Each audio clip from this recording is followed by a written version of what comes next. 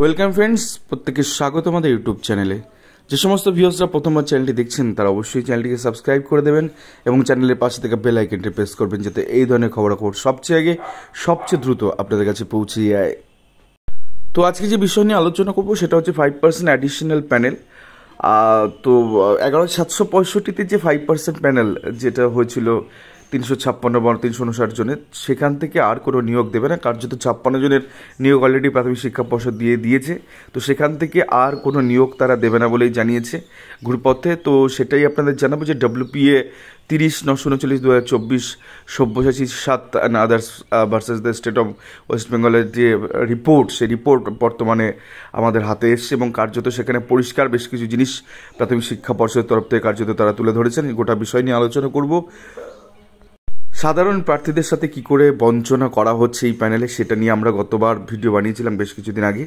এবং কার্যত non joining আর recommendation তোলার পর বা অ্যাপয়েন্টমেন্ট তোলার পর জয়েন করেনি যারা, তাদেরকে কী হিসেবে ধরা হচ্ছে বা অ্যাবসেন্ট কারা, এই দুটো বিষয়ে কিন্তু গুলিয়ে দেওয়ার চেষ্টা ছিল। তো যাই হোক, কার্যত রিপোর্টে ফিরে আসে, যে রিপোর্টে পরিষ্কার জিনিসগুলো উঠে আসে। In case of non-joining of candidate within stipulated time from out of the normal panel, the council may issue appointment letter from the aforesaid additional panel. 5% of vacancy in express of the panel provided in the normal panel is exhausted and the vacancy as worked out remaining unfilled. তো 5% এখানে বলছে যে মূল যে তালিকা, সেই তালিকাতে যদি non joining vacancy পড়ে থাকে সেক্ষেত্রে 5% অ্যাডিশনাল প্যানেল থেকে নেওয়া হবে এবং তারপরে যে অতিরিক্ত সিটগুলো থাকে সেটা পরবর্তী ক্ষেত্রে রিমেনিং আনফিল্ড বা পরবর্তী ফিউচার ভ্যাকেন্সিতে চলে যাবে।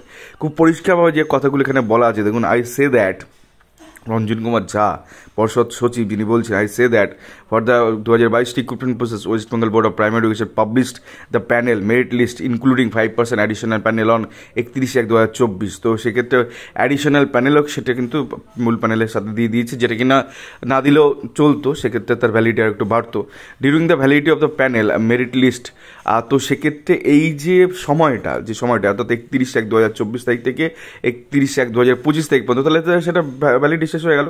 তো 56 নন জয়নিং 56 জনকে কি করলো, joining the vacancy from the candidate already recommended reported in West Bengal board of primary education. তো তাদেরকে 56 জনকে তারা নিয়োগ দিয়ে দিয়েছে।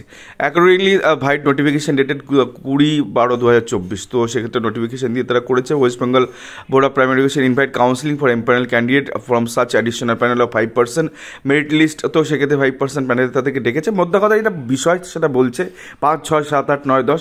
অ্যাকচুয়ালি অর্ডারটা কী ছিল হাইকোর্টে এই ছিল যে 20টা ডিস্ট্রিক্ট কতগুলো নন জয়নিং ভ্যাকেন্সি, তার একটা রিপোর্ট দিতে বলা হয়েছে।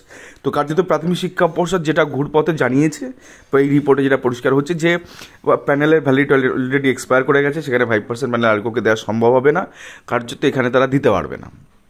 তো 20টা ডিস্ট্রিক্টের রিপোর্ট তারা না সাবমিট করলো এখানে।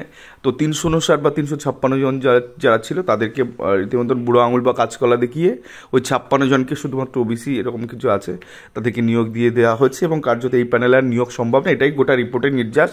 তো এই ছিল আজকে গুরুত্বপূর্ণ আপডেট এবং পরবর্তী দিনে এই মামলা কোন দিকে করা সেদিকে আমাদের অবশ্যই নজর থাকবে।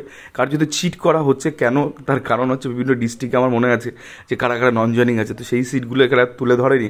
এরা যেটা করছে যে শুধুমাত্র তাদেরকে নন জয়নিং হিসেবে দেখছে যারা অ্যাপয়েন্টমেন্ট হাতে পেয়েছে বাট স্কুল জয়েন করে, সেটাই নাকি নন জয়নিং। বাট যারা কাউন্সিলিং প্রসেসে যায়নি সেটাও কিন্তু নন জয়নিং মধ্যে আসা উচিত। তো এরা অ্যাবসেন্ট এবং নন জয়নিং নিয়ে একটা ফান্ডা করছে এবং শুধুমাত্র নন জয়নিং সিটটাকে নিয়েও করছে, তাতেও ঘাপলা আছে।